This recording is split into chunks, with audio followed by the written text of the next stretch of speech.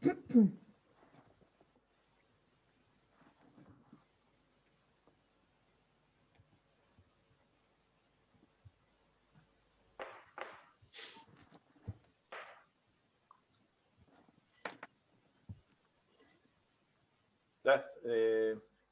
es lo que falta, Gus?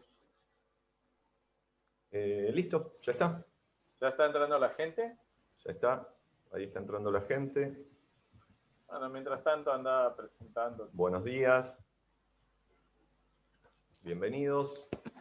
Bueno, buenos días a todos y a todas. Mientras vamos haciendo ingresar las personas que quedan en la sala de espera, les damos la bienvenida a la sala de reuniones.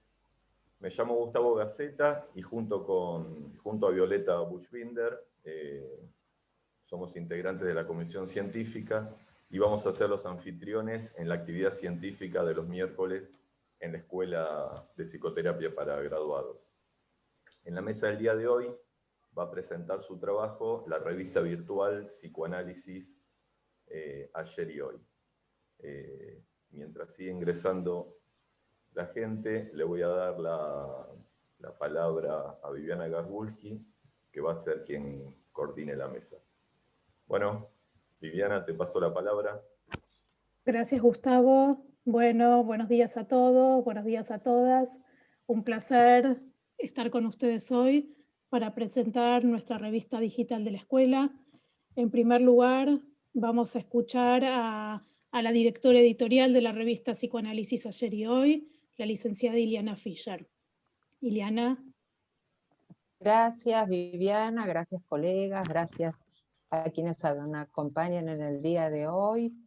Bueno, les cuento que a fines de 2019, con el comité editorial, elegimos el tema de las violencias como el eje conceptual para las ediciones de la revista digital Psicoanálisis Ayer y Hoy, que es la publicación online de nuestra institución. Y este tema es el que recorre este siglo 2020. En el comité estuvimos de acuerdo en que en los últimos años han aumentado y se han visibilizado diversas figuras de las violencias, siendo algunas de ellas modos naturalizados de ser, cuestión que nos llevó a interrogarnos, para reflexionar acerca de qué es una violencia o qué son las violencias, cuáles son sus efectos y qué lugar tiene ella en la subjetividad. Organizamos el número 21, que fue el primer número publicado este año, dedicado a las versiones contemporáneas de las violencias. En el medio de esta tarea de edición fuimos conmovidos por la pandemia y todos los efectos que venimos atravesando desde hace meses. Esta aparición sorpresiva de este virus afectó aquello que nos constituye como sujetos, es decir, los vínculos. Dolor, impotencia, trauma y angustia son algunos de los afectos que se pusieron en marcha. Y somos testigos y protagonistas de ser sujetos violentados por la realidad. Teniendo esto en cuenta, es que organizamos nuestro siguiente número, que es el número 22, que se publicó recientemente, cuyo tema es violencia, incertidumbre y trauma.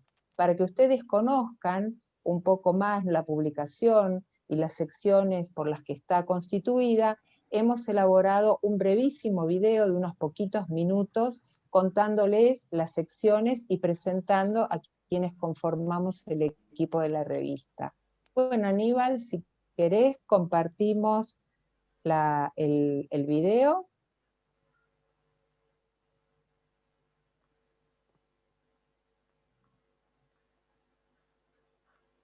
Soy Ileana Fischer, directora de la revista digital Psicoanálisis Ayer y Hoy, que es la publicación online de la Asociación Escuela Argentina de Psicoterapias para Graduados. En esta ocasión vamos a compartir con ustedes una breve descripción de esta publicación que ya lleva muchos años online. Esta publicación se realiza bianualmente. Un número es publicado en el mes de mayo y otro en el mes de octubre, siguiendo un eje temático anual. Este año el eje temático es el de las violencias. tenemos varias secciones en nuestra revista que ahora los colegas que componen el staff del comité editorial les van a ir contando. Yo brevemente les voy a comentar que todas nuestras ediciones son ilustradas en cada una de sus secciones por alguna pintura o fotografía de algunos de los colegas que pertenecen a la institución y ocasionalmente algún colega artista invitado. Y también comentarles que estamos inaugurando en el número 22, que es el número que acaba de estar publicado, estamos inaugurando, como les decía, una nueva sección que hemos denominado Dossier y que hemos dedicado íntegramente a celebrar los primeros 10 años aniversarios del curso superior de niños y adolescentes de nuestra institución, donde encontrarán entrevistas, trabajos de los alumnos, trabajos de algunos de los profesores y, por supuesto, fotografías y videos. Bueno, los dejo con mis compañeros de equipo y, por supuesto, los invito a que hojeen virtualmente esta publicación en www.elpsicoanálisis.org.ar. Hola, soy la licenciada María Julieta Pelufo. Yo les voy a presentar el eje central de nuestra revista, que es la sección Ayer y Hoy, donde se reúnen artículos que responden a la temática que nos ocupa, en esta ocasión las violencias. Van a encontrar allí artículos de socios de nuestra institución, así como también de invitados. Los invitamos a visitarla. Gracias. Hola, yo soy Ana Laura Coderer, les voy a contar de la sección Nuestra Gente. En esta sección hacemos entrevistas a socios, alumnos, exalumnos. La idea es conocernos desde un lugar más desestructurado. Bueno, los invito a leer y a ver las entrevistas de este número. Hola, soy Aníbal Repeto. Les quería comentar que en la sección Miércoles Científicos publicamos escritos y conferencias que corresponden al ciclo científico de los miércoles y al ciclo del malestar en la cultura. Los invitamos a que recorran los diferentes números de la revista. Yo soy Graciela Cohen y les voy a presentar la sección Freud-Dixit, que está destinada a publicar los textos freudianos que están en relación con la temática propia de cada número de la revista. En general tratamos de que sean textos poco conocidos para facilitar su divulgación. Hola, soy Valeria Pegoraro y les voy a presentar la sección de cultura. Esta está pensada como un puente entre el psicoanálisis y diversas manifestaciones culturales. En ese sentido, convocamos artistas, que a veces son colegas, que desde la literatura, el cine, el teatro, nos aporten su punto de vista para pensar el eje temático elegido en cada una de las ediciones. Soy la licenciada Viviana Garbulski y les voy a presentar la sección de investigaciones y monografías de nuestra revista digital. En esta sección le damos visibilidad al arduo trabajo de investigación que llevan adelante colegas de nuestra institución. Los invitamos a leer sus producciones.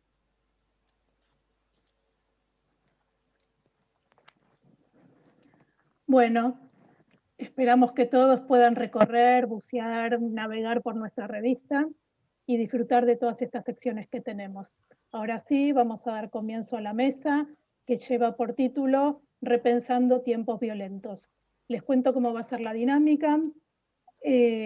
Contamos hoy con dos expositores, el magíster Norberto Lloves y el licenciado Aníbal Repeto, que van a hablar sobre el eje anual de nuestra revista, que es las violencias.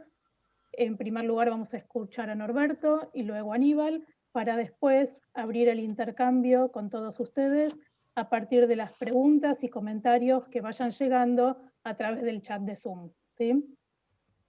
Para un mejor desarrollo de la actividad, los micrófonos de cada uno de ustedes van a permanecer cerrados, así que nuevamente los invitamos a que las intervenciones sean a través del chat.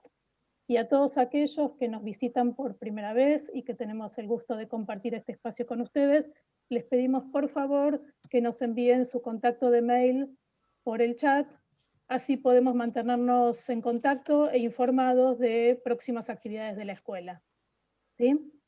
Bueno, les presento a Norberto, quien nos va a compartir su producción en primer lugar. Norberto es magíster en psicoanálisis, médico psiquiatra, jefe del Servicio de Salud Mental de la Obra Social del Personal Gráfico, docente titular de los posgrados en psicoanálisis de la escuela, en convenio con la Universidad Nacional de La Matanza. Actual secretario científico de la AEAPG. Bueno, te escuchamos, Norberto. Bueno, muchas gracias, Vivi. Y bueno, en principio quiero agradecer doblemente a la directora de la revista, Ileana Fischer, y a todo el equipo de la revista digital. Y digo doblemente porque a principio de año, en aquellos lejanos tiempos de prepandemia, me invitaron a escribir sobre el tema de las violencias y abordé una temática que siempre la vengo pensando hace tiempo, que es las violencias cotidianas que encontramos como manifestaciones en la clínica psicoanalítica.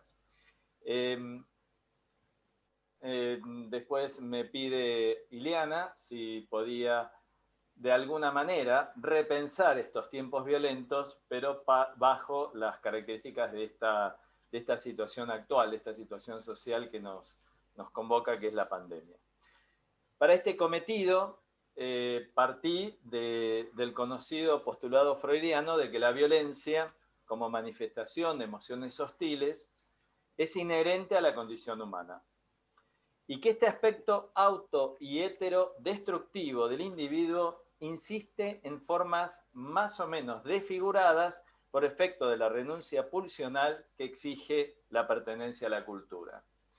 Hay una carta que le escribe en 1914 Freud a Van Iden, un amigo, que dice: el psicoanálisis ha llegado a la conclusión de que los impulsos primitivos, salvajes y malignos de la humanidad no han desaparecido en ninguno de sus individuos, sino que persisten en lo inconsciente, y quiero remarcar esta frase, esperan las ocasiones propicias para desarrollar su actividad. Con Cynthia Chantrill, en el Congreso FLAPSIP de Uruguay, Figuras Actuales de la Violencia, planteamos que la hostilidad propia, de la que recién hablaba, de lo humano, encuentra modos de figurabilidad y expresión actual a partir de los escenarios y significantes que le ofrecen las violencias epocales. De esta manera, lo subjetivo y lo cultural van creando coreografías que encuentran realidad en su intercambio.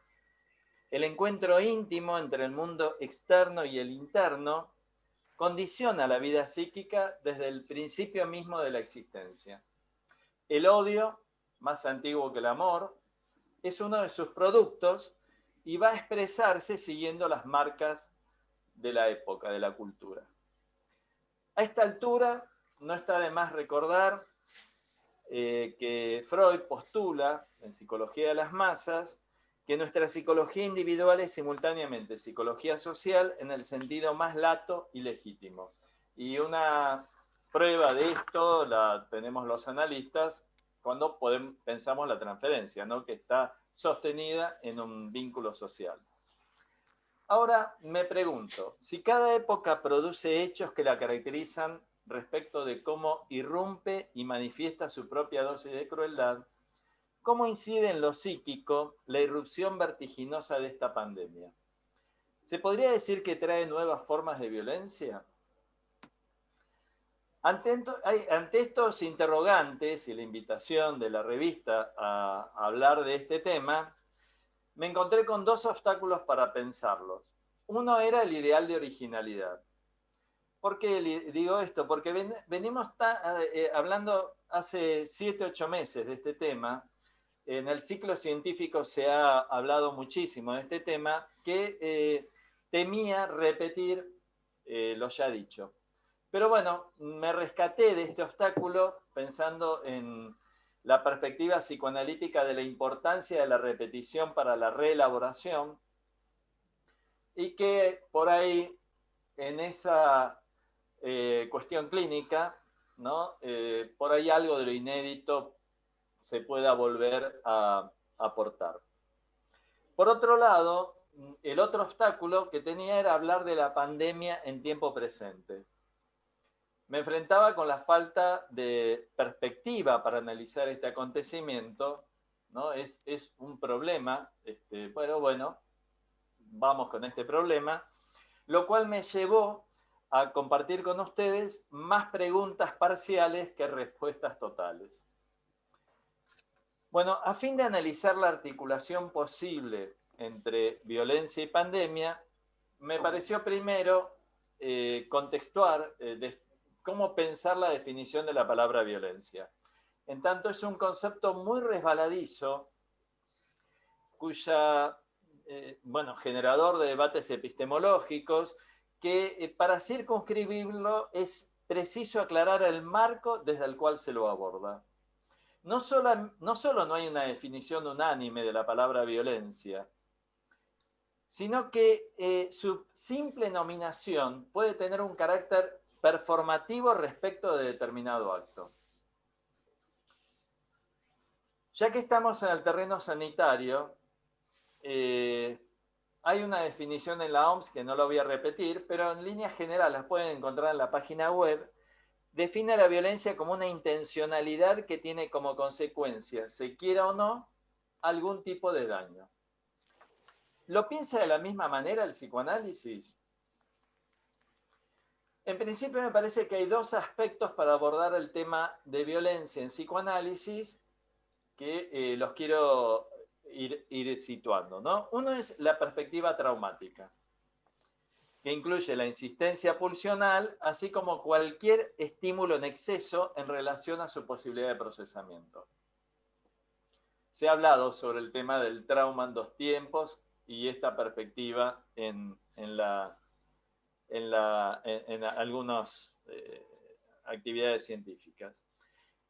Pero por otro lado, me parece importante no olvidar la perspectiva narcisista, ¿sí? Cuando el yo se ve en estado de tensión respecto de cualquiera de sus vasallajes, y ahí aparece la cuestión de la agresividad.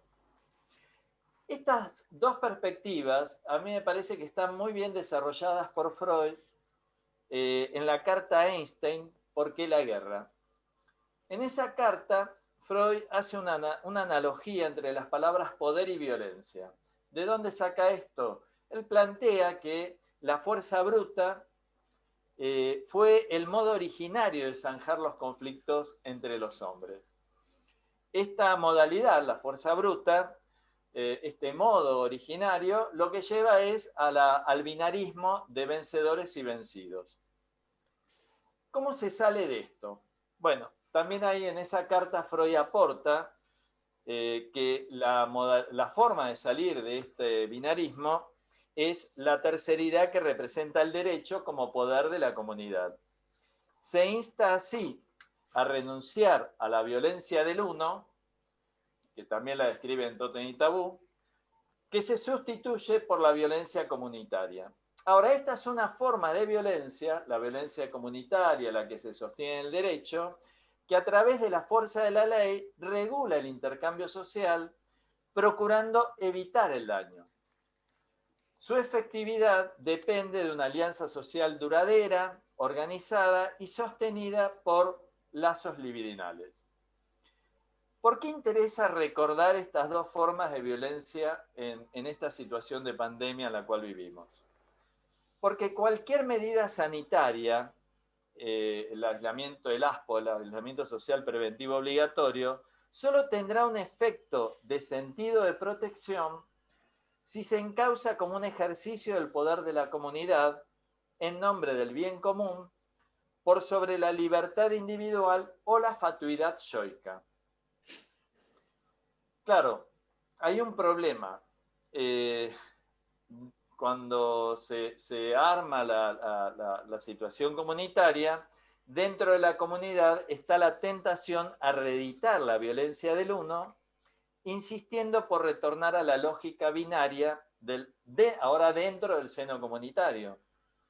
Y ahí nos vamos a encontrar con en este estado de pandemia, los anticuarentena, los antibarbijos, los antivacuna, y podemos armar una larga lista de anti y contra anti. Es que el modelo es inestable. precisa un continuo trabajo singular y colectivo para sostener la renuncia a la libertad individual, y yo ubico esa renuncia en este contexto a la libertad individual fundamentalmente a la renuncia a enfermar y la renuncia a enfermar al otro. Esta es una referencia teórica que tomé de Freud. Voy a ir a otra referencia teórica que me ayudó a pensar este tema, que es la de Pierre Lanier, quien construye dos conceptos que son violencia primaria y violencia secundaria. Respecto de la violencia primaria, nos aclara que no solo no es sinónimo de daño, sino que está en el fundamento de la estructuración psíquica. La autora plantea que en el ingreso a la cultura, el infans se topa con estímulos heterogéneos que le exigen un trabajo de representación para poder apropiárselos. En el cruce con el otro experimentado, uso esta palabra que es freudiana del proyecto, en el cruce con el otro experimentado que lo asiste, el niño recibe una oferta de significaciones y deseos que lo confrontan a una vivencia que anticipa su posibilidad de respuesta. El tema de la anticipación es muy interesante. Este desfasaje implica un exceso por la prematurez del niño. Ahora, este proceso de intercambio asimétrico organiza representaciones, encausa el caos pulsional y crea condiciones para la constitución del yo. Hay una frase del proyecto de psicología que podría dar cuenta de esto, que es cuando Freud define el desvalimiento como la fuente primordial de todos los motivos morales. Este modelo de violencia primaria, yo no lo pienso solamente como un modelo para los tiempos de la constitución psíquica. Entiendo que podría ser aplicable a cualquier estímulo que al anticipar la posibilidad de respuesta del yo exige nuevas simbolizaciones y encauces pulsionales. Un ejemplo es la violencia que implica la transmisión de la castración como operatoria parental en la conflictiva edípica. Perdón, Así como, Norberto, sí. Perdón, ¿podrías hablar un poquito más despacio? ¿Están pidiendo? Perfecto. Entonces decía que este modelo de violencia primaria lo entiendo aplicable a aquellos estímulos que al anticipar la posibilidad de respuesta del yo exigen nuevas simbolizaciones y encauces pulsionales. Por ejemplo, la violencia que implica la transmisión de la castración como operatoria parental en la conflictiva edípica. Así como muchos apremios de la vida que propician movimientos de simbolización en la subjetividad. Por otro lado, decíamos que la autora define la violencia secundaria y dice, lo define como un exceso perjudicial y nunca necesario para el funcionamiento del yo. Esta violencia arrasadora puede ser producto de un conflicto con otro yo o con los dictados de un discurso social imperativo e inflexible. Es muy interesante porque respecto de la violencia secundaria, que la autora nos previene que si esta violencia es amplia y persuasiva, esto lo dice Pierre Lanier, puede ser desconocida por quien la padece. Y siguiendo el modelo de la violencia primaria, la persona se la apropia como necesaria y se la naturaliza. De esto Aníbal va a explayarlo de una manera bastante interesante, pero quería decir, por ejemplo, la pandemia está develando muchas de estas violencias secundarias cotidianas, naturalizadas socialmente, a partir de poner en valor sanitario lo que implica la desigualdad social en el acceso a la salud, la educación, la vivienda digna, el acceso al agua potable, entre otros tantos derechos que aplacarían los riesgos ante el virus. Desde estas referencias teóricas, hay muchas más, pero bueno, el tiempo nos lleva a limitarnos. ¿En qué medida me pregunto, ¿no? ¿En qué medida la violencia producto de la pandemia podría procurar nuevas formas de simbolización? ¿Y en qué medida sería arrasadora de subjetividad? ¿Cuánto podría transformarse en oportunidad y cuánto en destrucción? Entiendo que estos destinos van a depender de dos aspectos vitales que están enlazados en su operatoria, volviendo un poquito a lo que hablaba al inicio. Por un lado, los recursos intrapsíquicos, es decir, los recursos con que alguien cuente para procesar los excesos que representan la amenaza sobre la salud de la vida, los cambios en la cotidianeidad, los múltiples duelos, las pérdidas, la pérdida del empleo, la crisis económica, los recursos intrapsíquicos, pero no se puede soslayar los recursos sociales, la importancia de los recursos sociales respecto de la operatoria comunitaria como sostén de vínculos afectivos en situaciones de riesgo. El estado de pandemia pone en tensión ambos recursos y los pone a prueba en su capacidad de respuesta, ya que se trata de una realidad adversa que remeda y convoca al desamparo que está en el núcleo de nuestra existencia. Desamparo que llama al otro, desde el lazo que promueve la insistencia pulsional, el motor del deseo y la demanda de amor.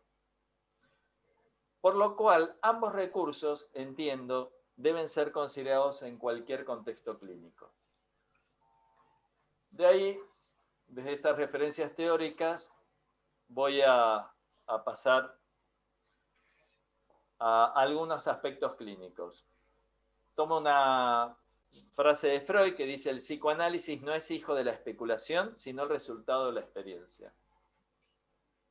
En este tiempo se es testigo diario de noticias sobre números de personas infectadas y muertos, estadísticas de camas de terapia intensiva y respiradores, porcentajes sobre el aumento de la pobreza, la indigencia, la inseguridad y el desempleo, entre tantos referentes mensajeros de desgracias que inundan amenazantes nuestra cotidianeidad y nuestra subjetividad. El otro se ha vuelto peligroso, pero no solo por el tema salud. Para una parte importante de la población implica competir por la subsistencia ante una crisis social, económica y política de niveles abismales. ¿Cómo pensar estos representantes de la pandemia? Freud nos trae dos definiciones, una es situación de peligro y otra es situación traumática. La situación de peligro, esto en inhibición, síntoma y angustia, ¿no? La situación de peligro es cuando el estímulo, en comparación con los recursos, coloca al yo en estado de expectativa de desvalimiento. La situación traumática es cuando hay ya un desvalimiento vivenciado. Peligro y desvalimiento acompañan varios de los relatos de la clínica en pandemia. Que estos estímulos se signifiquen como violencia para el yo dependerá en parte de la intensidad del estímulo, pero también si remiten a alguna representación previa de desvalimiento y, por supuesto, insisto, los recursos intrapsíquicos y los recursos sociales, ¿no? Vamos un poquito a la clínica. Juana consulta durante la pandemia por problemas matrimoniales de larga data. ¿Por qué ahora? Su hija adolescente se va a vivir en pareja y esto la confronta al hastío que vive hace años. Esta situación la angustia, pero también le genera culpa la idea de separarse. En su relato no aparece la pandemia como... No aparece la pandemia. ¿Es esto un dato clínico? Me pregunto. De hecho, está presente en las sesiones por teleconsulta. Yo no atiendo pacientes en forma presencial en mi consultorio. Mientras va transcurriendo el análisis, en un momento, como al pasar, refiere que la cosa se hizo insoportable desde marzo o abril. ¿Pasó algo en esos momentos? Le pregunto. No, responde enfáticamente. Bueno, ahí vamos trabajando. Me he encontrado también con otras situaciones clínicas donde el paciente no solo no habla de la pandemia, sino que además aparecen problemas que no estaban antes de esta. Discusiones violentas de pareja, decaimientos en el estado de ánimo, actuaciones, desgano, insomnios o pesadillas, o efectos directos en el cuerpo. Aparecen como manifestaciones clínicas sin palabras, sin historia, sin referencias al contexto.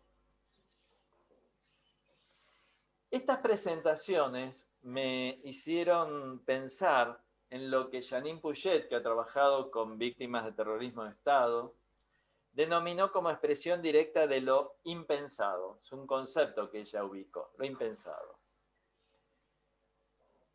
Efecto de una realidad que rompe con tal grado de fuerza, una percepción, una realidad y una percepción que rompe con tal grado de fuerza, que la vivencia se hace inadmisible para lo psíquico al no contar referencias intersubjetivas previas en que apuntalarse.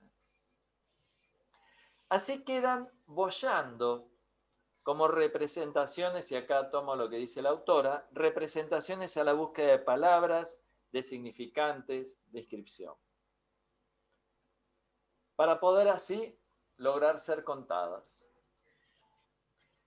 Ante estas vivencias inabordables por el capital simbólico, Puget aporta una dirección técnica que me parece muy interesante. En tanto ella considera que estas percepciones solo pueden adquirir significación bajo determinado contexto, y fundamentalmente un contexto de vínculo con el otro, lo que ella aporta es que transferencia mediante es necesario que el analista ubique el origen del estímulo fuera del campo intrapsíquico para que su semantización la transforme en experiencia. Este aporte de Puget a mí me hizo pensar en algunas intervenciones que vengo haciendo en la dirección de estos análisis, donde pregunto sobre si el contexto actual no podría estar formando parte de la causa de ese dolor, de ese padecimiento. Intervención que apunta a nombrar el contexto extraordinario dentro del cual se desarrolla cierto padecer. Me iba diciendo todo esto y recordaba como una suerte de analogía, tiene sus diferencias, pero una suerte de analogía con el modelo de construcciones en el análisis. Otra cosa, otra clínica, es cuando encontramos que esta realidad adversa provoca un padecimiento recién cuando se asocia alguna frustración previa a algo que la preexiste, ¿no? Inés, llamaremos Inés, integra un grupo de riesgo por su edad. Consulta en plena pandemia por el dolor ante la pérdida de su esposo, con mucha angustia. Lo llamativo es que esta pérdida había ocurrido hace 4 años. Hasta antes del aislamiento social preventivo, ella creía superado ese duelo, pues había recuperado su vida social con sus seres queridos, hijos, nietos, amigos. De repente, estos afectos de sustitutos presenciales pasaron a ser virtuales. Ahí volvió la tristeza y el recuerdo doloroso de su compañero. Como si se hubiera exhumado un duelo que se podría pensar, a partir de esto, que estaba congelado. ¿Cuánto de la privación del contacto directo con sus objetos libidinales reavivó la pérdida de su compañero de vida? En esa pregunta estamos. El caso de Inés, que les comparto, me ayuda a pensar, me entra en el próximo punto, que es una articulación que me vengo haciendo preguntas y quiero compartirlas con ustedes, que es la articulación entre el aislamiento y el desamparo. En Introducción del narcisismo, Freud se pregunta ¿por qué se sale del narcisismo? ¿Por qué se inviste en objetos? Y responde, un fuerte egoísmo preserva de enfermar, pero al final uno tiene que empezar a amar para no caer enfermo. Por esta razón, un aspecto a considerar en pandemia son los efectos clínicos del aislamiento social y el confinamiento, en cuanto son las medidas más eficaces de protección ante el virus. Sabemos que un contacto corporal, el cuerpo del ser amado no conviviente, o el de un extraño, tocar una superficie, hablar, besar, abrazarnos, es decir, costumbres muy arraigadas en nuestra cultura, se transformaron en verdaderos actos de riesgo mortal. ¿Qué pasa cuando las investiduras del yo deben ser retraídas de los objetos? Freud dice que esto en sí mismo no es un problema porque, por ejemplo, no podríamos dormir si no retraemos las investiduras de los objetos. Pero en la conferencia 26, quiero citarlo textualmente, dice Freud, es muy diverso cuando determinado proceso, muy violento, es el que obliga a quitar la libido de los objetos. Y es este obstáculo a su movilidad el que pasa a ser patógeno. ¿Pueden las pantallas y los medios remotos sustituir la ausencia de los cuerpos presentes? ¿Cómo tramitar el desamparo que convoca el riesgo pandémico en aislamiento? Y acá estamos, lo que yo entiendo es una paradoja. Que el aislamiento social sea una medida de cuidado coexistente con el desamparo psíquico que la misma pandemia provoca. Entiendo que de esta paradoja se desprende un conflicto, tanto en el ámbito subjetivo como en el social, entre el encierro preventivo y la apertura temida. Cuando el yo se considera en riesgo, se defiende. La huida, la negación, la desmentida u otros mecanismos más primarios, que se ha hablado mucho de eso. Estos mecanismos intentarán sacarlo al yo del estado de desamparo al cual está siendo convocado. El aislamiento y el confinamiento, inéditos para nuestra subjetividad contemporánea, pueden representar ante este desamparo un exceso con potencial de convertirse en una situación violenta. Otro ejemplo, y voy terminando. Ana es una joven treintañera de 30 y pico de años que hace 7 meses solo sale de su casa para hacer compras. Vive sola. Trabaja como en computaciones, informática, por lo cual se encuentra con un trabajo muy extendido porque vieron que se pierden los límites de entrar y salir de una oficina. Al principio sus vínculos afectivos los mantiene solamente por medios remotos. Al principio de la pandemia, el aislamiento social preventivo se había convertido en una verdadera gesta política y solidaria. Al representar una actitud de cuidado a sus seres queridos y al conjunto social. El paso del tiempo, con el aumento de contagios y muertos como amenaza vigente, sumado a la falta de contacto directo con sus vínculos cercanos, fue desgastando el espíritu colectivo y poniendo más en la superficie la angustia por la falta de contacto físico con sus otros queridos, ¿no? Sumado al miedo de enfermarse o de enfermar a otros si se encuentra con ellos, aunque sea de lejos. El tiempo, la espera y la distancia fueron transformando lo que implicaba una alianza fraterna, un lazo libidinal con otros, en un efecto insoportable para el yo, que entre las exigencias pulsionales y la realidad adversa, comenzó a responder en este caso con añoranza y en este caso con la señal de angustia indicando el peligro de avasallamiento de su integridad. Apareció en Ana un estado que Camus, en su libro La peste, describió como efecto de la ley de la peste, que lo voy a leer muy cortito.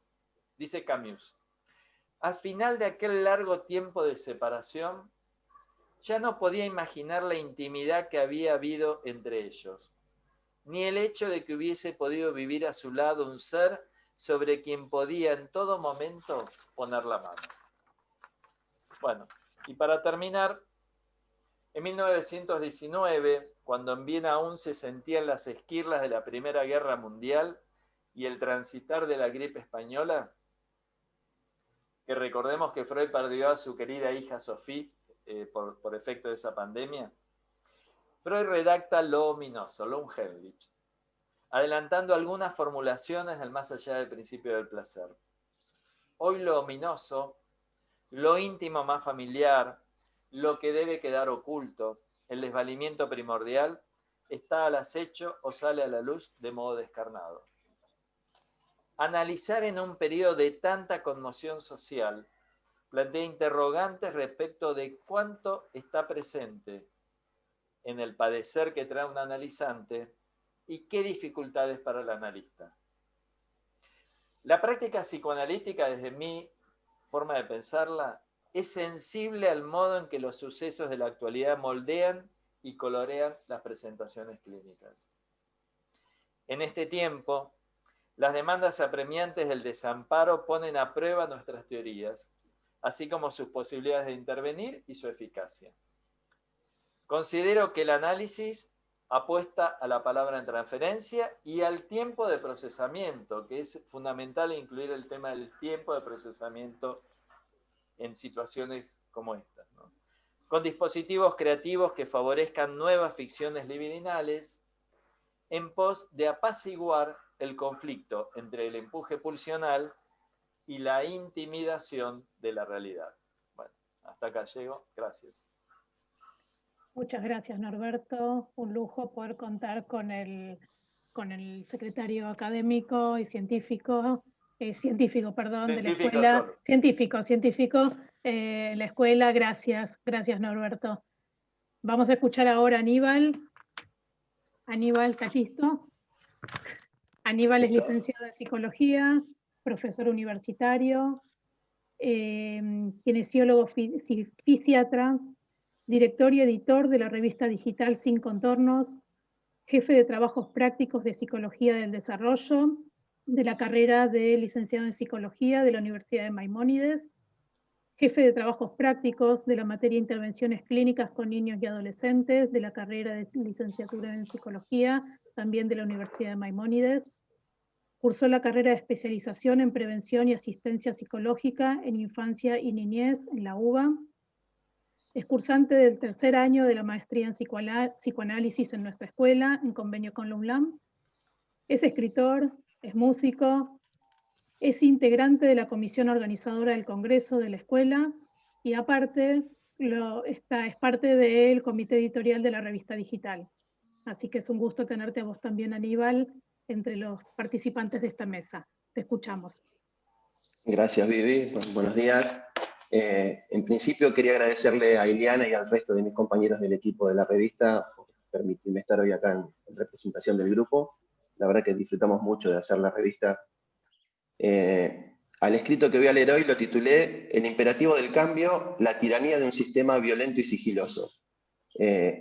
Una de las cosas que más me gusta de escribir un trabajo es buscarle los epígrafes, y me costó mucho decidirme por un epígrafe, entonces aproveché la semana de las ofertas y compré dos. El primero es de Ignacio Leukowicz, de Pedagogía del Aburrido, y dice: en la dispersión hay fragmentos que navegan y, si no se cohesionan, se chocan. Pero no se cohesionan desde un continente que les da forma, sino desde alguna operación que arma un remanso. Y el segundo es un fragmento de una canción que realmente la tentación era ponerla toda, pero era demasiado larga, quizás casi más larga que el trabajo. Y dice: muerden la almohada de desesperación. No saben qué hacer con sus vidas. Ya todo fracasó. Han masticado chicles, han comido chocolates, han leído Radiolandia, han llamado a sus amigos, han salido con 1000 mujeres, han grabado 30.000 discos, han sido famosos, han firmado autógrafos, han comido hasta reventar, han fumado hasta acabar. ¿Y qué queda? No queda, nada queda.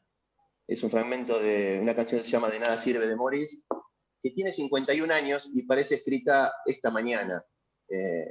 No solo ese fragmento, sino todo. El sigilo es una característica propia de los depredadores, para quienes la invisibilidad, la cautela, el pasar inadvertidos, está en relación directa con el éxito obtenido al abalanzarse sobre su presa. Sigilo que es posible gracias al conocimiento del terreno en el que se mueven, lo que les permite no solo pasar desapercibidos, sino hacer que cada posible alerta sea leída por sus potenciales víctimas como parte del escenario habitual, algo de lo que hablaba antes Norberto. Estas características, sumadas a su alto poder de afectación sobre la víctima, permiten a los depredadores colocarse en su lugar de poder. Respecto de la violencia, CISEC refiere que es necesario poder diferenciar aquella violencia visible que es practicada por un agresor fácilmente identificable y que por ser fácilmente identificable se convierte en un señuelo fascinante, para de ese modo poder identificar aquella violencia que es inherente al funcionamiento del sistema y cuyo núcleo está inserto estructuralmente en el sistema. Violencia sistémica difícilmente perceptible en tanto es inherente a un estado de cosas que se considera normal o que el sistema nos hace considerar como normal. Violencia invisible, pero no por eso menos violenta. Invisibilidad que garantiza su éxito en tanto, como refiere Foucault, el éxito del poder está en proporción directa con su capacidad para esconder, para enmascarar sus mecanismos. Poder que es aceptado gracias a que solo se muestra como un simple límite impuesto al deseo, dejando intacta una reducida parte de libertad. Violencia que logra el desconocimiento de esta por parte de la víctima, ya que logra apropiarse abusivamente de los calificativos de necesaria y natural. Violencia que basa su potencial en el miedo a la diferencia y a la exclusión, siendo estos elementos promovidos por el propio sistema, pero naturalizado bajo la forma de diferencias culturales, estilos de vida, decisiones individuales, resultado de la reducida parte de libertad a la cual se refiere Foucault. Todos apoyados en el soporte masificador del mensaje más mediático. Mientras que en el mundo moderno la realidad se ajustaba a los dictámenes de la razón, siendo construida bajo estrictas normas de procedimientos prediseñados, era lo que Bauman llamaba el mundo de los creadores de rutinas, en la posmodernidad neoliberal globalizada, las pautas y las configuraciones ya no están determinadas. Se superponen y se contradicen, de modo tal que ya no encuadran un curso a seguir. Motivos estos que llevan al colapso de la creencia de que el camino a transitar posee un final seguro de alcanzar. La postergación de la gratificación, motor y principio de la modernidad, ha perdido valor, ya que en el mundo de la instantaneidad nada asegura la vigencia del premio a ser obtenido. Quedó lejos ya la época esa en la que lo único instantáneo era la polenta, y había que esperar un minuto. O sea, hoy la instantaneidad es no ya, hace un rato. Las pautas y las configuraciones deben ser construidas situacionalmente. La desregulación y privatización de las responsabilidades lleva al reemplazo del sustrato social grupal en pos de una obligatoria autodeterminación en la cual cada uno es responsable ante sí mismo de haber tomado un lugar en lugar de otros, un camino en lugar de otros. La famosa meritocracia de la que tanto se habla. Las referencias que legitimaban determinados estándares de conformidad se disolvieron en infinidad de pseudo-referencias cuya instantaneidad implica tener que estar permanentemente listo para aprovechar la oportunidad en cuanto ésta se presenta y antes que dicha pseudo-referencia se desvanezca. De manera tal que la oportunidad, sacrificada en el presente en pos de una gratificación futura, se impone como una oportunidad desperdiciada. La gratificación inmediata se impone como ideal. El sentimiento de pertenencia se apoya en un proceso identificatorio exhibido a través de marcas fácilmente adquiribles en los comercios, plantea Bauman. Emblemas que conllevan la esperanza de ser reconocido como un integrante de determinado conjunto social, siendo requisito indispensable estar alertas al momento en que dichos emblemas sean declarados caducos, ya que su no actualización se transforma en una inapelable sentencia de exclusión.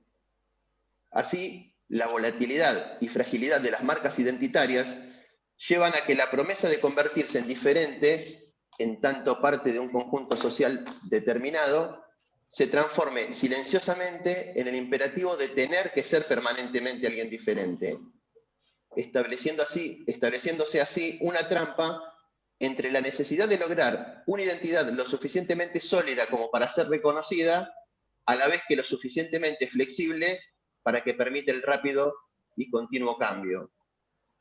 Situación que lleva al callejón sin salida de la elección continua, en la cual el propio acto de elegir se convierte en el objeto de consumo privilegiado. De este modo, la libertad de elección, propuesta por el sistema como uno de sus más valiosos estandartes, se transforma en una esclavitud sigilosamente disfrazada, generadora de sufrimiento psíquico. Un sálvese quien pueda. Perdón, Aníbal. ¿Hablas un poquito más lento? Más lento. Así podemos seguirte más fácilmente. Dale. Gracias. Situación que lleva al callejón sin salida de la elección continua, en el cual el propio acto de elegir se convierte en el objeto de consumo privilegiado. De este modo, la libertad de elección, propuesta por el sistema como uno de sus más valiosos estandartes, se transforma en una esclavitud sigilosamente disfrazada, generadora de sufrimiento psíquico. Un sálvese quien pueda en la carrera por pertenecer a algo, no importa qué, en tanto que permita ser explotado para no ser excluido.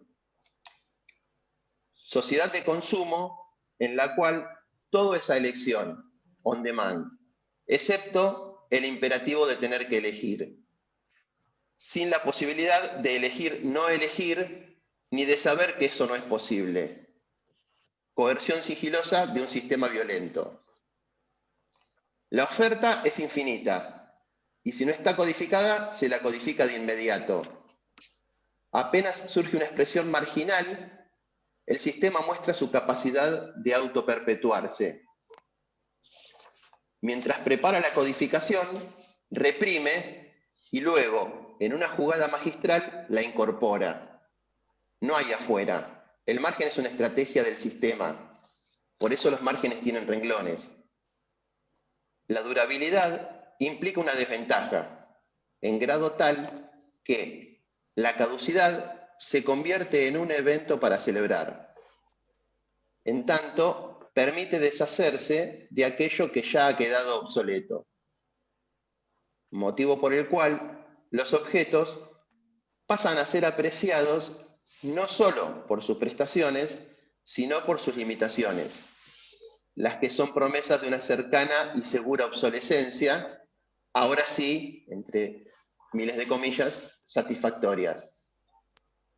Así, lo que se muestra como salida no es otra cosa que la parte trasera de la puerta de entrada, la cual se encuentra cerrada y custodiada por un deslumbrante cancerbero que amablemente puede vendernos la llave que nos deposite nuevamente en la loca carrera por el habitual sendero, obviamente de consumo. El cambio ya no se percibe como un evento extraordinario, sino que ha pasado a ser la norma. La percepción de continuidad ha cedido paso a la desfragmentación. Episodios siempre presentes que deben ser abordados de a uno por vez, con estrategias siempre diferentes y desarrolladas ad hoc. Fragmentación y falta de referencias que llevan a que las personas pasen de un paradigma al otro, muchas veces contrapuestos entre sí, conectándose y desconectándose sin siquiera establecer una síntesis entre las partes. De este modo, una persona puede salir de su sesión con el analista y luego asistir a una sesión de Reiki o ir a visitar una tarotista sin que eso le genere el menor ruido ni a esa persona y a veces ni al analista. Así, hoy, ya no se sufre por alienación y represión, sino por destitución y fragmentación. El autoritarismo, en otro momento en manos del Estado, dio paso a la incertidumbre y a la exclusión. El brazo armado de esta nueva violencia ya no son los agentes del Estado, sino los productores de la información. En la sociedad de la información, la violencia del sistema ya no se ejerce mediante la sujeción, la censura, la prohibición y la regulación, sino apoyándose en la velocidad, la saturación y el exceso de información, factores que conspiran contra la posibilidad de puesta en sentido. Información que imperiosamente debe llegar en tiempo real, confundiéndose así el suceso con la información que da cuenta de este. Ya no es el terremoto en Japón, sino es lo que Crónica está diciendo del terremoto en Japón, el verdadero suceso. Quedando un escaso margen para que el mismo pueda ser experimentado, procesado, narrado. Cientos de estímulos sobresaturan la percepción, doblegando toda posibilidad de establecer códigos compartidos, toda referencia duradera sobre la cual generar un intercambio estable. No hay tiempo de cortar, anexar, bloquear, seleccionar. Solo es posible conectarse y desconectarse, sin tiempo para metabolizar un enunciado. Todo es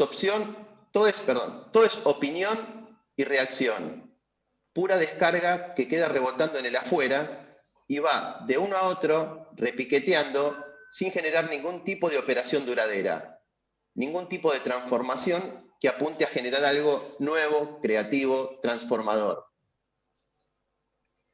Así, en este ambiente suficientemente malo, la única posibilidad de inscripción de las experiencias depende de la gestión individual de prácticas de condensación, de tensión o desaceleración de la saturada avalancha informativa, a fin de no permanecer como un punto más en un flujo que se disuelve a la velocidad de un zapping.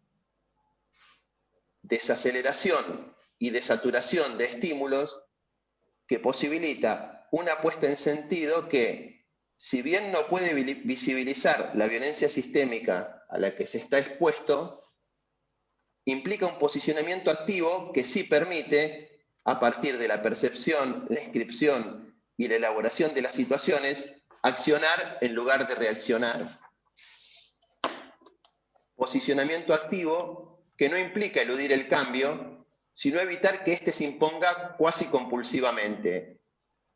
La creación de respuestas en lugar de la reacción, un hecho básico que Winnicott coloca del lado de la salud, implica poder abandonar el presente fugaz, recuperando el pasado y el futuro que sucumbieron con la inmediatez propuesta por la fragmentación. Así, hay dos posibilidades generales, o se puede recorrer el camino de la sobreadaptación, reaccionando frente a la saturación de estímulos, caminando por el sendero del cambio perpetuo y la obsolescencia, o por el contrario, se puede intentar una desaceleración, convirtiendo así el turbulento flujo en aguas en las cuales nadar no sea sinónimo de ahogarse. Desaceleración para la cual el psicoanálisis se erige como instrumento altamente necesario y por lo tanto peligroso para el sistema. Gracias, Aníbal. Muchas gracias. Gracias por compartir tus recorridos y por demostrarnos qué buen escritor que sos. Bueno, gracias a los dos también por compartir sus ideas, por invitarnos a pensar. Vamos a abrir ahora el intercambio a partir de las preguntas que fueron llegando a través del chat. En principio comparto con vos, con ustedes, con los dos, las felicitaciones que fueron llegando, tanto para Norberto como para Aníbal. Excelentes trabajos, siempre claro, Norberto. Un placer escucharte, dicen. Gracias por compartir tu clínica. Norberto, excelente tu charla, profunda, clara, interesante. Aníbal, es muy interesante tu planteo y también hay felicitaciones para la revista. Muchas gracias. Felicitaciones a la dirección de la revista virtual y a la comisión, igualmente al panel de Alicia Levy. Bueno, voy con algunas preguntas, ¿les parece? Para cada uno, y ahí siguen llevando las felicitaciones para Aníbal, que acaba de terminar. Dice: muy buen análisis, Aníbal, excelente ponencia, interesante y vívida la exposición de Aníbal. ¿Sí? Leo algunas preguntas para cada uno, así después volvemos a que puedan seguir pensando. Gracias, Norberto. En la obra de teatro Campo Minado, dice Adriana Cabuli, la directora Lola Arias reúne veteranos de Malvinas ingleses y argentinos y los hace dialogar entre sí, todos ellos víctimas de poderes que los exceden y que en el reencuentro rescatan su subjetividad, elaborando lo traumático de cada quien. La obra plantea como una oportunidad elaborativa, dice Adriana. Vilma Maratea dice: ¿podríamos considerar que la violencia secundaria es política a fin de obtener poder sobre la población? Y una más, si les parece, de Cintia Chantril, dice: considerando que la tensión que generan los vasallajes del yo considerando que la tensión que genera los vasallajes del yo provoca violencia, y Piero Lanier también habla de la naturalización de la violencia, ¿podemos pensar que el aislamiento impide renovar el medio, el mundo exterior, en el que habita el yo, lo que hace que se intoxique con sus propios desechos, haciendo que esta intoxicación dificulte cada vez más el registro de la violencia? Y por otro lado dicen: ¿podemos pensar el surgimiento de los grupos anti como una manifestación del narcisismo de las pequeñas diferencias? Y para Aníbal, también Cintia Chantril dice: considerando el tema de la violencia inherente al sistema, ¿podemos pensar que el narcisismo de las pequeñas diferencias es un tipo de violencia permitida socialmente? ¿Cómo lo pensás, Aníbal?, dice Cintia. Y otra más dice: interesante lo que decís, Aníbal, respecto de la imposición a elegir. ¿Viste el documental respecto del dilema de los medios? ¿Qué hacer para preservarse del algoritmo, cada vez más experto en captar la atención humana, entre el retiro de ciertos objetos, como planteaba Norberto, y la reconexión quizás a otras ofertas?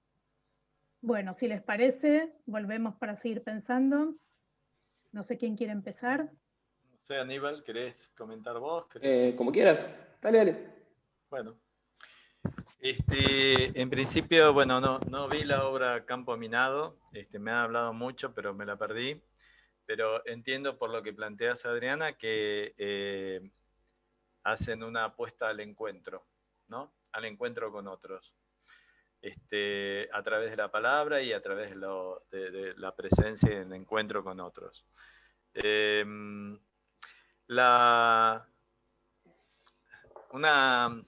Una cuestión interesante de esto del encuentro con otros, digo, por ahí responde a alguna de las otras preguntas, es que podría ser esta paciente que les comenté, Ana, la que se dedica a computación, pero no importa, no es ella, pero podría serlo. Una paciente que estaba en una situación bastante similar, decide en su grupo del barrio, tenía un WhatsApp del barrio por los temas de seguridad, decide proponer un encuentro para dar una vuelta a una plaza del barrio.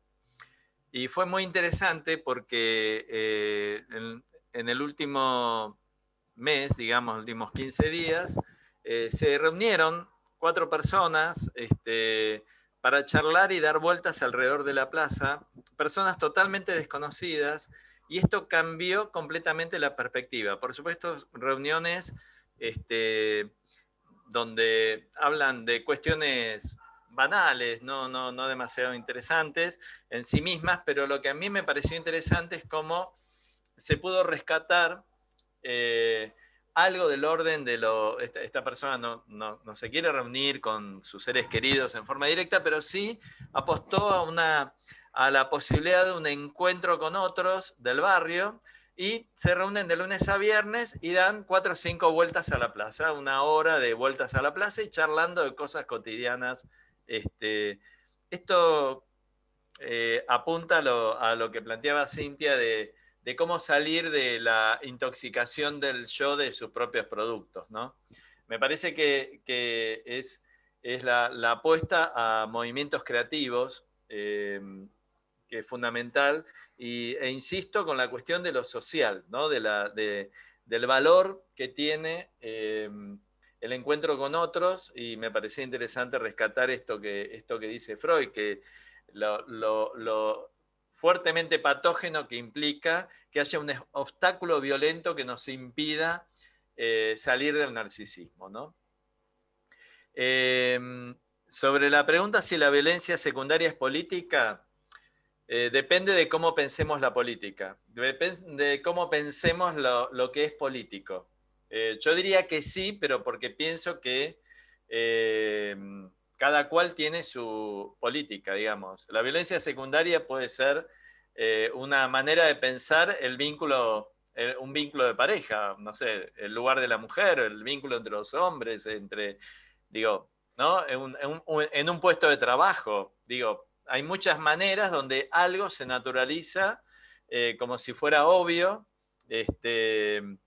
y es muy interesante, bueno, en las propuestas de los grupos de género, cómo muestran que en la década del 50-60 hay muchas propagandas acerca del lugar de la mujer, o que hasta el 55 era obvio que una mujer no tenía derecho a votar. Digo, hay muchas maneras de pensar la violencia secundaria, y diría que es política aún para cada cual, digamos, ¿no? Es una posición política de alguien. Y le voy a dejar lugar, simplemente quería decir una cosa del narcisismo de las pequeñas diferencias. El narcisismo de las pequeñas diferencias, en la pregunta sobre si el sufrimiento de los anti como manifestación del narcisismo de las pequeñas diferencias, a mí me parece, ahí tendríamos que discutirlo eso. Freud, cuando plantea el narcisismo de las pequeñas diferencias, lo plantea como un recurso para hacer algo con esa, digamos, un recurso para apaciguar la violencia que, digamos, del masoquismo primordial, digamos, ponerla afuera, pero poder ponerla a jugar de un modo apaciguado en el narcisismo de las pequeñas diferencias. Él lo plantea como un recurso. Me parece que estas otras reacciones, que los anti podemos pensarlo antipropiedad, antino propiedad, digo, en muchísimas manifestaciones de cómo se empiezan a jugar estos binarismos, lo pensaría como esto, de la violencia del uno, que tiene siempre su tentación a reeditarse, aún en cada lugar, digo, puede ser en una sesión de análisis que se reedite. Pero bueno, no sé, Aníbal, seguimos pensando. Pensaba en lo que preguntaba Cintia sobre el narcisismo de las pequeñas diferencias y la violencia permitida socialmente. El otro día estaba leyendo un texto de Enrique Carpintero que planteaba que el pensamiento neoliberal globalizado, a diferencia de lo que vende, es un pensamiento totalitario, una ideología totalitaria, plantea. ¿Por qué? Y lo que dice es porque no da alternativas. Es ellos o nosotros o el caos. Y ahí quizás, más que pensar que permite la violencia respecto a las diferencias, yo creo que la fomenta, la impone. Y ahí ya no serían pequeñas diferencias, sino que serían siempre grandes diferencias. Ellos o nosotros o el caos. Y que es algo que se escucha todo el tiempo. Basta prender la tele y con distintos disfraces, pero está todo el tiempo. El otro como el peligroso, el que quiere lo mío. Y preguntabas por un documental, Cintia, no me acuerdo el título del documental, pero no lo vi. Pero preguntabas qué hacer. Lo que se puede hacer, lo que yo pienso, es desacelerar, poder elaborar en esa maraña de estímulos, frenar, como me dijeron a mí, habla más despacio porque no se entiende. O sea, decidirse a frenar, ser activo en el freno, y poder elaborar y devolver. Y quizás usar esas herramientas, porque el otro día Marcelo Viñar decía, bueno, la queja no es la solución. Me acuerdo que apenas lo dijo, lo escribí porque dije, qué buena frase. Si no, parece que uno está en la queja, y no, hay muchas cosas que el sistema trae que están buenísimas, como esto que estamos haciendo hoy. O sea, estamos aprovechando esas herramientas del sistema para devolvérselas al sistema contra el sistema, en cierto modo. Que yo por Facebook me pueda contactar con alguien de Japón y hacer un trueque de algo, es algo que al sistema no creo que si existe alguien llamado el sistema, ¿no? Le agrade demasiado. Pero son las propias herramientas del sistema que me permiten elaborar parte de eso y frenar, parar la pelota y hacer algo con eso. Creo que la clave que puede ir contra todo tipo de sufrimiento generado por esta violencia estaría ahí, en poder elaborar, frenar la catarata de estímulos. Cristina Corea plantea dos figuras, la del actualizador y la del programador, la que está todo el tiempo con el zapping y el que en esa maraña pone pausa y dice, a ver, ¿cómo junto estos fragmentos y qué hago? ¿Cómo reconecto esos fragmentos en una totalidad coherente, útil y elaborativa? Y después preguntabas también Cintia, creo que era por el aislamiento y el desvalimiento en relación, no me acuerdo bien cómo era, acá está la pregunta, con la destitución y la fragmentación. Y yo creo que la amenaza de exclusión, que está siempre como una espada pendiendo sobre nuestras cabezas, no deja de llevar anexada la representación del desvalimiento. O sea, exclusión y desvalimiento casi tendrían un mismo resultado, que sería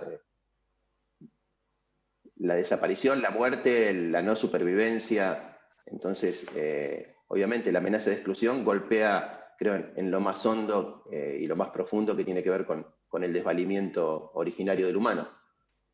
Creo que hasta ahí era. Muchas gracias a los dos. Si quieren, vamos con algunas preguntas más. Graciela Coan dice, excelente tu trabajo, Aníbal. ¿Cómo pensás el recuperar el control subjetivo del tiempo? No permitir la aceleración, que es violencia. Y María Eugenia Farrés dice, Aníbal, muy interesante el tema de la sobresaturación de estímulos y la percepción, que sabemos con Freud, funciona discontinuamente. ¿Cómo pensás el lugar de la ficcionalización en esta dinámica? Y para... ¿Podés leer la primera que leíste recién? La primera, sí. De Graciela Coan dice, ¿cómo pensás el recuperar el control subjetivo del tiempo? No permitir la aceleración, que es violencia. Y para Norberto, Marcelo Podestá dice, ¿por qué el odio es más antiguo que el amor? Graciela Coan también dice, muy interesante tu exposición, Norberto. Te preguntaría si podrías ampliar sobre la conexión entre aislamiento, pandemia y el enlace con lo que comentaste sobre el narcisismo. Tu aporte del concepto de violencia secundaria para pensar la clínica me parece muy útil. Después Mónica Fabeluques dice, ¿qué intervenciones clínicas pensás ante las dos formas de violencia, primaria y secundaria, que provienen del discurso social? Y una más, Osvaldo Maltz dice, Norberto, muy buena tu ponencia, tu articulación teórico-clínica. Además de la reactivación del desamparo original, ¿considerás que la violencia desatada con la pandemia como ocasión propicia tenga que ver con que la pandemia ataca la omnipotencia imaginaria yoica que ilusiona poder, control y certidumbre? Bueno, vamos hasta ahí, ¿les parece? ¿Querés comenzar vos, Aníbal? Dale. Estaba pensando en el tema de la aceleración del tiempo y la ficcionalización. Digamos, se pueden responder juntas. Creo que en cierto modo ya lo hice antes cuando hablé de la elaboración, ¿no?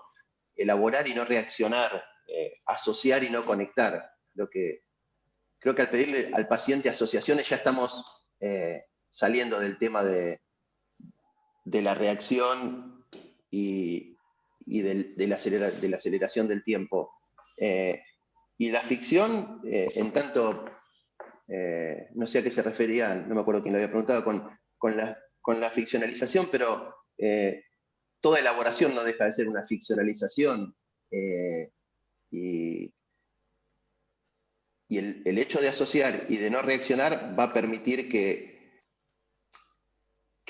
esos estímulos puedan ser catectizados de algún modo. Y si catectizo es porque estoy catectizando desde representaciones preexistentes y eso me va a permitir reelaborar.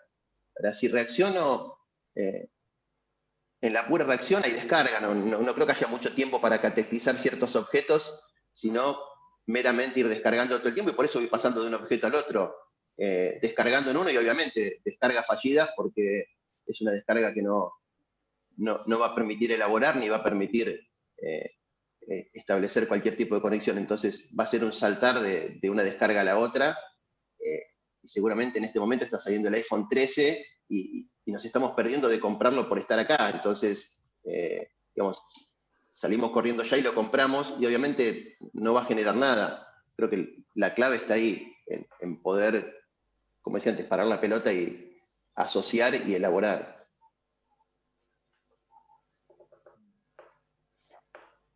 ¿Querés que...? Sí, Norberto.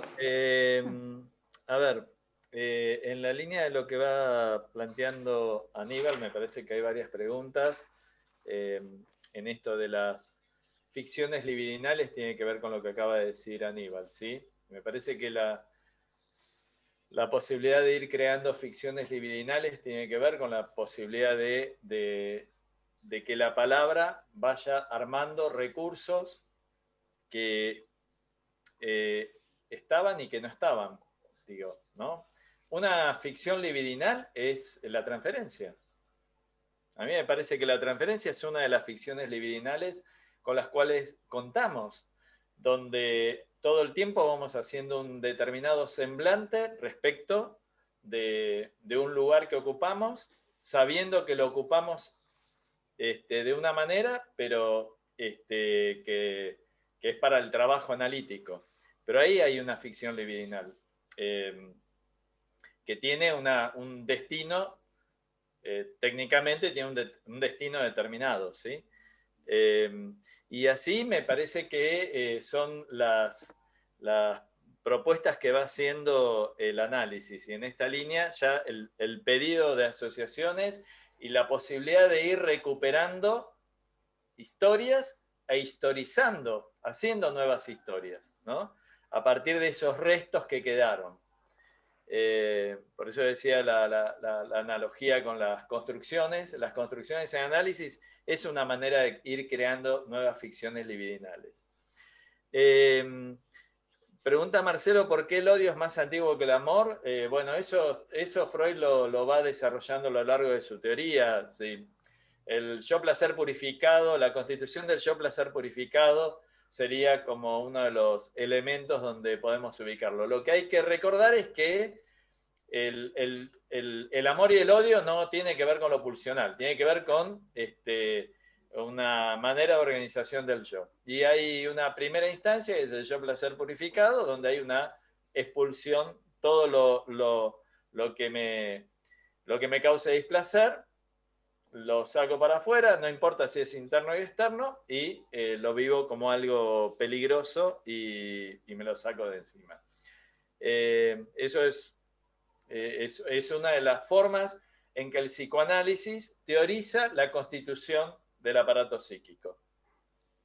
Que podemos discutirla, pensarla, repensarla, pero esto es la forma en que lo teoriza. La articulación, aislamiento, pandemia y narcisismo, Graciela, es lo que, bueno, es el trabajo donde ubico fundamentalmente lo que para mí es una de las paradojas más fuertes, que el mejor recurso para la pandemia es el aislamiento y el confinamiento. Y esto no es sin efectos en el narcisismo. Y la verdad que tomando una pregunta que hay por ahí de Inés Burgui, la verdad que hay muchos pacientes que tienen los recursos intrapsíquicos suficientes, los recursos simbólicos, como para poder sustituir lo presencial por lo remoto. Pero la verdad que hay muchos pacientes que no. Y esto se venía hablando que, por ejemplo, en pacientes adolescentes, yo trabajo en una institución donde hay situaciones críticas donde lo remoto no... organizamos sistemas de guardias en la institución presencial, porque hay momentos que lo remoto no permite procesar determinado nivel de excitación, de estímulo. Yo digo esto porque yo pienso el aparato psíquico como un procesador de estímulos, ¿sí? Internos y externos. Y de repente hay pacientes que, aunque sea con mascarilla, con barbijo, con todas las... No es lo mismo lo remoto que la presencia. Es como si necesitara lo concreto de una presencia para poder procesar algo de estos estímulos. El sonido de la voz directo, la mirada directa. Un elemento que tiene la pantalla es que no nos miramos a los ojos, es decir, miramos, pero es muy difícil el intercambio de la mirada. Y realmente hay que contar con recursos intrapsíquicos para poder sobrellevar y que eso oficie de sustitución y de posibilidad de procesamiento. Pregunta Osvaldo si la pandemia ataca la omnipotencia originaria, y a mí me parece que la omnipotencia, la pandemia es uno de los elementos que lo viene a atacar, digamos. Cualquier realidad adversa ataca la omnipotencia originaria. Digamos. Un dolor de muelas ataca la omnipotencia originaria, ¿no? Esos momentos, esto que Freud plantea de las 3 fuentes de malestar, ¿no? De repente estamos bárbaros y tenemos alguna determinada urgencia en el cuerpo o en la vida, o se corta la luz, o digo, eso que no está en nuestras manos resolverlo en forma directa, ataca la omnipotencia originaria, estoy de acuerdo. Pero ahí insisto, los recursos sociales, los recursos intrapsíquicos y las maneras en que podemos ir llevando adelante esta cuestión de armar ficciones libidinales que nos permitan sostenernos y no quedar intoxicados por los productos del show, como decía Cintia. Pero bueno, sigamos con intercambio, no sé. Seguimos con algunas preguntas y comentarios para los dos, ¿sí? Adriana Cabuli pregunta para ambos. Dice, ¿por qué piensan que el número de muertos y enfermos pasó a ser una noticia minuto a minuto? La mayoría de la población no tiene idea de la cantidad de muertos diarios por otras patologías. Nos asustamos sin saber si el número de muertes es elevado en relación a otras patologías. ¿Cómo lo piensan desde la violencia? Alicia Levin dice, gracias a ambos. Pregunto si hace tiempo el poder político de los medios y la influencia en la masa tiene dominio. Pregunto cuál sería la novedad de los medios en pandemia. Como decían, ese alerta rojo en los medios. Más aterrorizado que dando conocimiento. ¿Qué piensan? Mabel Fuentes dice, coincido con la pregunta de Adriana Cabuli. No sé cuál, ahora me perdí. Pareciera que hay que captar la atención del espectador de cualquier modo, sin ninguna responsabilidad respecto a la información ni al modo en que él se transmite. Abel Zanotto dice, Bauman señaló que el drama en la modernidad era entre lo prohibido y lo permitido, pero que en épocas posmodernas el drama es entre estar incluido y excluido. También planteó el pasaje de la sociedad sólida de productores a la sociedad líquida de los consumidores. Leukovich también habló que antes de inscribir a su hijo en el registro civil, una compañía ya lo había hecho socio de los consumidores de ese alimento infantil. Dijo que su hijo fue consumidor antes que ciudadano. Esto lo dice Abel Zanotto. Mónica Fabelúquez pregunta, ¿qué piensan de las expresiones agresivas en la transferencia respecto de la negativa a la atención presencial? Y una más, Eva Silioto dice, ¿cómo se trabaja la demora en la clínica? Si quieren, vamos con estas. Dale.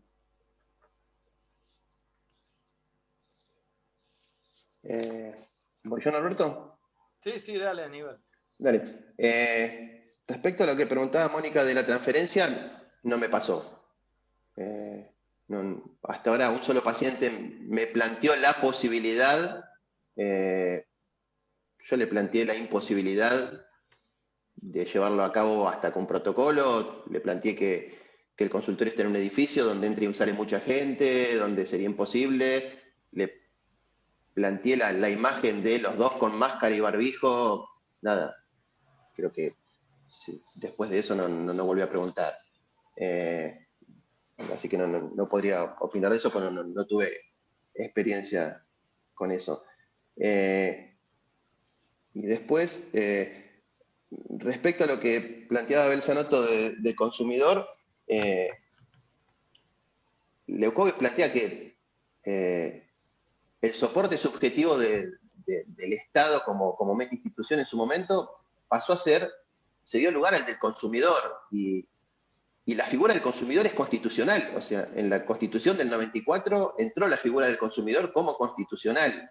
O sea, de ahí en adelante, sí, ya antes de nacer, pertenecemos a alguna marca, y no por decisión de afiliar a mi hijo, lo hice socio de Boca antes de que naciera. O sea, ya hay suscripciones que aparecen y uno no sabe de dónde salieron. Uno está suscripto y pertenece a determinadas marcas. ¿Cuándo me asocié? ¿Cuándo me suscribí? Y después, creo que lo que preguntaban Adriana Cabul, Alicia Levín y Mabel Fuentes, lo podría unir. Yo creo que la clave ahí está en el minuto a minuto, más que en la cuenta de fallecidos, de muertes o en la espectacularidad del mensaje. Creo que está en sostenernos esperando al minuto siguiente. Yo me acuerdo cuando empezó la pandemia, era contar muertos y ver la noticia que estaba llegando y ya no me interesaba la que estaba. Después uno lo va perdiendo, pero creo que lo que genera todo el sistema más mediático no es el mensaje, sino el soporte de tenernos ahí descargando y actualizando todo el tiempo como consumidores potenciales, más allá de qué. Después uno elige qué consume, pero creo que lo que se busca es sostenernos en ese estado de consumidor de lo que sea, de ideas, de productos, y el bombardeo de estímulos que no permite asociar, que me tiene conectando y descargando todo el tiempo. Y pensando en lo que decía Alicia Levín sobre la novedad en pandemia de los medios, creo que tomaron los medios, más allá de aquellos medios que pueden haber tenido alguna intención informativa, si es que alguno muy independiente y muy chiquito la tuvo. El producto universal a consumir es la pandemia. Aún a todos, no hay diferencia entre Apple y Google, no hay diferencia entre Nike y Adidas, todos pandemia, entonces es el producto a vender. Lo que hablábamos hoy más temprano de prender la computadora y alguien está hablando algo relacionado con la pandemia. De hecho, nosotros lo estamos haciendo. Es muy difícil hoy aislarse de eso. Entonces, yo creo que si yo tuviera que vender un producto, lo vendería con la palabra pandemia, que sé que alguien lo va a escuchar y tiene todavía un tiempo de duración. Entonces, yo creo que va por ese lado, que es tener al espectador cautivo y generar eso. No importa si es para mí, lo tengo cautivo, en algún momento me va a tocar a mí, pero va a ser un consumidor que va a estar recorriendo el shopping de ofertas y no importa quién le compre, alguien me va a comprar a mí. Yo creo que viene por ese lado. Hasta ahí creo. A mí, a ver, hay varias cuestiones que estaba viendo que no contesté antes, pero a mí me parece interesante, Adriana y Mabel, la pregunta de por qué el número de muertos y enfermos de la pandemia es significativa. Acuerdo con todo lo que dijo recién Aníbal, pero quiero agregar un dato más. Una característica que tiene esta pandemia es que satura los servicios de atención. En ese punto, al saturar los servicios de atención, digamos, la gripecita satura de tal manera los servicios de atención que aparecen, como aparecieron en muchos países, los muertos en la calle, poniendo en jaque, digamos, justamente esto que hablaba como violencia secundaria, que es que está, digamos, de una expresión dramática, lo que implicó en el neoliberalismo desfinanciar los servicios de salud. Entonces, la verdad que a mí me parece que el número de muertos y enfermos, además de acuerdo con todo esto de que además de que es un producto a consumir y un producto a vender, hay un hecho que es, por lo menos los que estamos directamente relacionados con alguna institución de salud, que tiene un efecto arrasador respecto de los recursos con que se cuentan para responder. Y en ese sentido entiendo que es un tema por eso, porque de repente uno ve las situaciones en los servicios de salud para los profesionales del área de salud es crítica. Es crítica porque no llegan momentos que es como tener que estar como digamos, con varios frentes a la vez, más los compañeros que se van cayendo, y los muertos que no hay forma de regularlos, digamos, no hay respuesta de los servicios. En ese sentido me parece, yo entiendo que está bien que sea un tema, que ponga en valor, digamos, la importancia del aislamiento y el confinamiento, porque la verdad que si no tiene efectos devastadores para las personas que sí caen y para los servicios de salud. Entiendo que después el neoliberalismo y el consumismo hace de esto un negocio, ¿no? Pero no quiero perder de vista, no quiero que se pierda de vista que es una pandemia grave por la extensión de la infección que satura las posibilidades de respuesta. Aún en los países más adelantados, lo que pasó en Nueva York, digo, aún en los países que tienen supuestamente mejores servicios de atención. Los que tienen excelentes servicios de atención, como Alemania, son los que han podido regular mejor esta cuestión, ¿no? Respecto de las intervenciones clínicas, Mónica, que me había quedado de la otra tanda de preguntas, con las violencias primarias, en tanto son constitutivas de aparato psíquico, me parece que hasta nosotros a veces hacemos intervenciones de transmisión de la castración que puede ser ayuda a simbolizar. El tema es la violencia secundaria, y a mí me parece que el psicoanálisis interviene sobre esto cuando pregunta sobre lo obvio, de por qué, ahí donde viene determinados sufrimientos, vienen como obvios, y el psicoanálisis interviene preguntando sobre eso que aparece como obvio. Me parece que nosotros como psicoanalistas tenemos una función de interrogar lo que está naturalizado, y entre ellos la violencia secundaria, ¿no? De muchas maneras. ¿Qué más? Ante la negativa a lo presencial,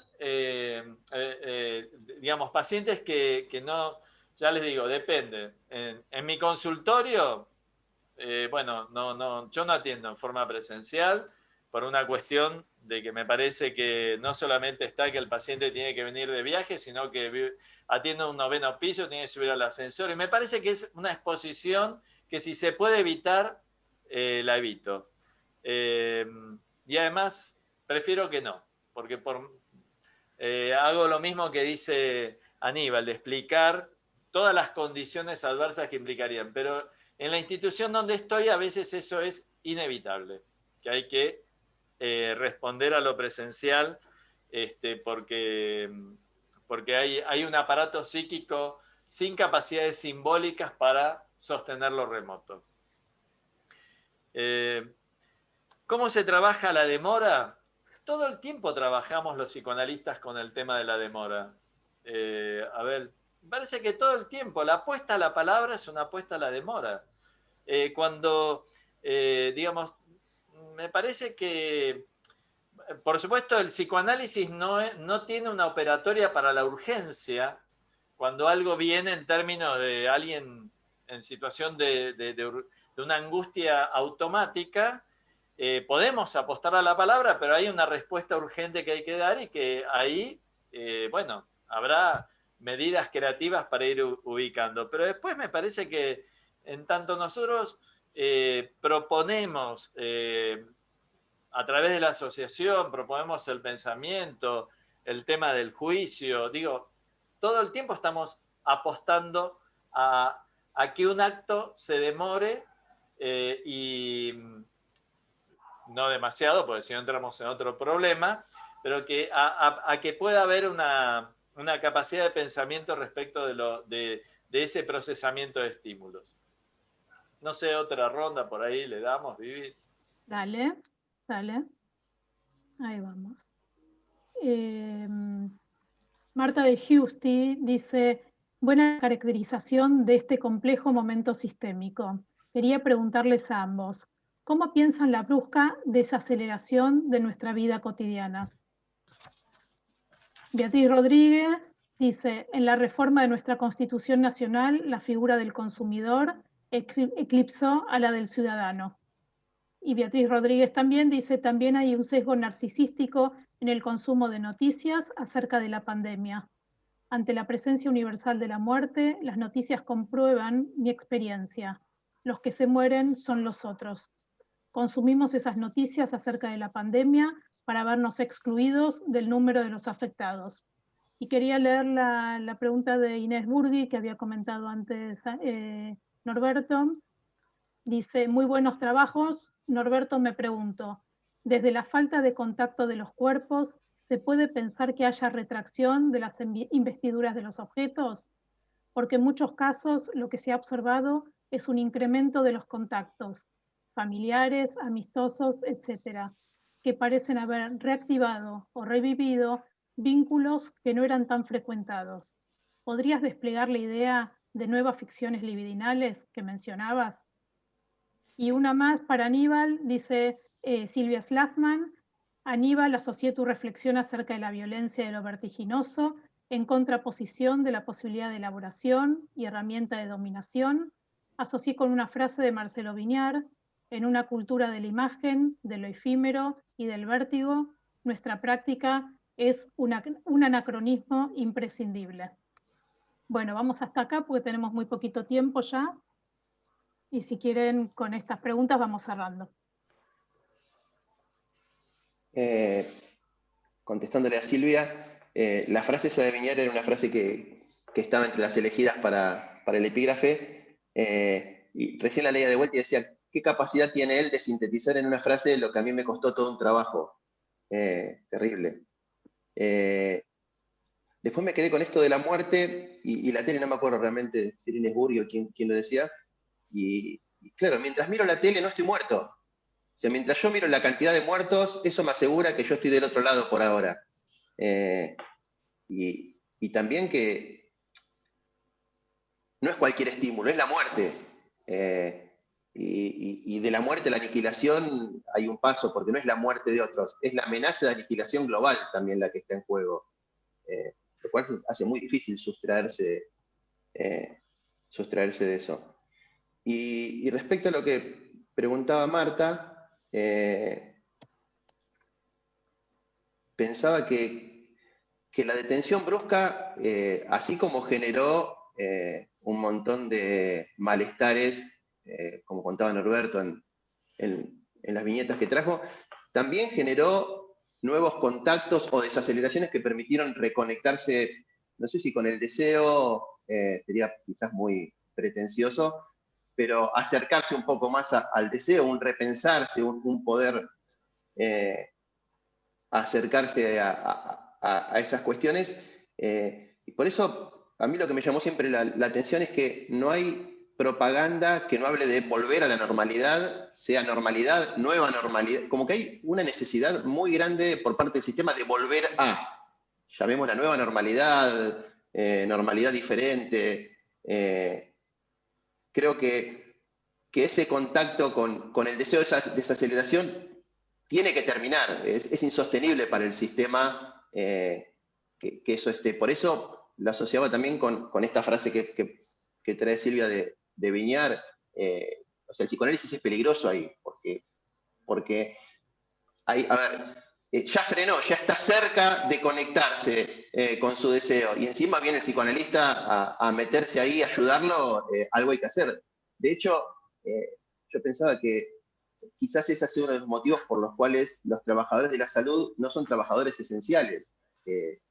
Obviamente no pueden ser esenciales, no podemos ser esenciales, porque atentamos contra, ya lo decía Freud, la sociedad no nos va a apoyar, nos va a criticar porque vamos contra lo que pretende. Y yo creo que la cuestión es así, o sea, ser guardianes de la palabra, como decía el otro día Piñar,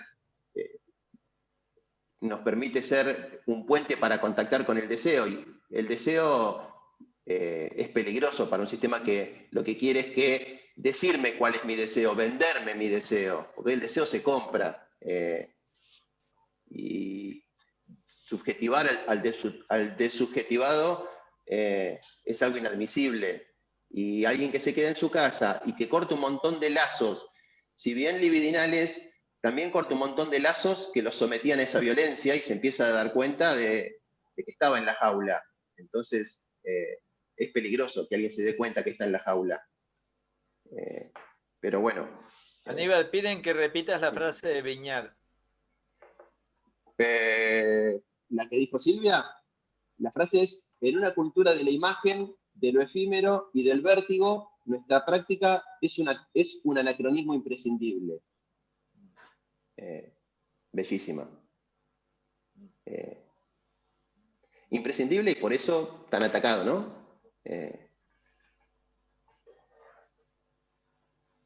Hasta ahí. Bueno, no, dos cositas breves porque ya... dos cositas. Primero, Marta, desaceleración en nuestra vida cotidiana. Vos conocés mi vida y yo conozco la tuya. No podría pensar en desaceleración de la vida cotidiana. Digo, para muchos, el ejemplo de Ana que traje, al trabajar por medios remotos, la verdad que no hubo desaceleración de la vida cotidiana, porque se pierden los límites de entrada y salida del trabajo. Ni quiero decirle para los docentes, los que tengamos pacientes que son docentes, no hubo desaceleración de la vida cotidiana. Es más, se han perdido los límites de ir y venir a la escuela. Entonces, y para muchos hubo desaceleración de la vida cotidiana y para otros no. Digo, porque me parece que ahí no podría generalizar. Sí, es cierto que la desaceleración de la vida cotidiana puede llevar a la posibilidad de reconectarse con cosas que antes no eran. Esto se ve mucho con los niños discapacitados, cómo empiezan a conectarse con sus familias de otra manera, pero también es cierto que para muchos es el hastío, la imposibilidad de estar con otros. Digo, se verá cada situación en particular. Otro punto que me parece interesante que decía recién Aníbal y por ahí había, los que se mueren son los otros. Un elemento clínico que yo he visto, vengo observando, es la gran diferencia que hay cuando el muerto empieza a tener nombre y apellido. Es decir, una cosa son los números de muertos que aparecen en las noticias y que esto del otro. Ahora, cuando algún paciente trae que el suegro, la suegra, el hermano, el no sé qué, alguien o estuvo infectado, estuvo muy grave, que lo tuvieron que pagar, cambia, es un antes y un después respecto de la posición ante la pandemia, ¿no? A mí me parece que es un tema muy, muy interesante, esto de que los muertos, los que se mueren son los otros hasta que dejan de serlo y empieza a ser un semejante. Es como si hubiera por momentos una toma de conciencia muy brutal en esas situaciones. Y una cosita que la tenía en el escrito, pero se me alargaba mucho, quiero ubicar una paradoja de los trabajadores de salud aplaudidos de los balcones y vilipendiados y maltratados en la cercanía de los ascensores o los lugares comunes en las viviendas, ¿no? Digo, ahí donde hay una frase de Freud en Tótem y Tabú que me pareció interesantísima: venerado soy como un dios, puede ocurrirle que mañana lo abatan como un criminal. Digo, es muy interesante ese punto para los que tenemos pacientes de trabajadores de salud, cómo se va produciendo ahí un efecto muy violento, porque para ellos, para los trabajadores de salud, para ellos, yo me incluyo, no son nombres anónimos los que se mueren, o compañeros o pacientes directos con quienes se ha tratado, y por otro lado, mucho aplauso por un lado, pero mucha estigmatización por otro, ¿no? Bueno, nada. Vivi. Bueno, ya estamos muy cortos de tiempo. Quería agradecer a todos la presencia, saludar especialmente a todos los que nos acompañan desde el interior, desde el exterior del país, a los amigos de FLAPSIP, y invitar especialmente al encuentro, a las jornadas de FLAPSIP, que es este sábado 7 y el sábado siguiente, el sábado 14, en donde como asociación vamos a estar presentes en una mesa en el sábado 14. Todavía están a tiempo de inscribirse, así que esperamos encontrarnos todos ahí. Invitamos a todos a conocer, visitar, navegar, recorrer por nuestra revista digital. En el chat preguntaban cómo se hacía para acceder. Tienen que entrar en la página web, está virtual, online, es www.elpsicoanálisis.org.ar. Ahí invitamos a que todos la conozcan, que entren. Es una apuesta a seguir pensando, a producir, a compartir, a elaborar y, como decía antes Norberto, a interrogar lo naturalizado. Así que bienvenidos todos a nuestra revista. Bueno, gracias a todos por estar hoy. A ver si los anfitriones abren los micrófonos y nos podemos despedir y aplaudir como corresponde a los expositores. Muchas gracias. Bueno, gracias a la mesa. Antes presentamos el flyer con la actividad de la próxima semana y después abrimos los micrófonos. Perfecto. Así pueden felicitar. Bueno, los invitamos a un nuevo miércoles del ciclo científico para el miércoles 11 de noviembre. La mesa tiene el nombre Ética y Psicopatología en Psicoanálisis, y los panelistas van a ser el doctor Carlos Bach y el doctor Alberto Marani, y va a coordinar la licenciada Inés Burgui. Bueno, excelente la mesa, felicitaciones, muy lindo el intercambio, y bueno, ahora sí, abrimos los micrófonos para que puedan aplaudir a todos.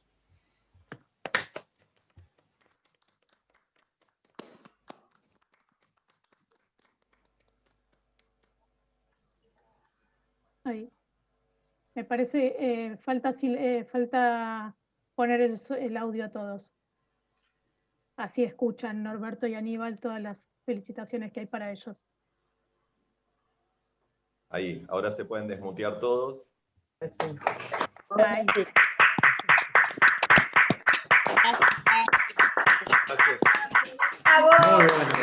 Muy bueno, muchas gracias. Muchas gracias, excelente. Gracias, excelente, muy bueno. Felicitación. Felicitaciones. Muy bien, equipo, excelente, todo ese equipo trabajando. Placer total y orgullo total. Preciosa Gracias, la Ali. presentación. Aníbal y Norberto me hicieron pensar un montón. Les agradezco la cabeza que tienen y que la compartan. Ile, a vos la dirección de la revista, te siento muy bien. Bueno, es un trabajo compartido y en equipo, ¿eh? Acá compartimos todos. Ya lo puse. Gracias, chicos. Excelente.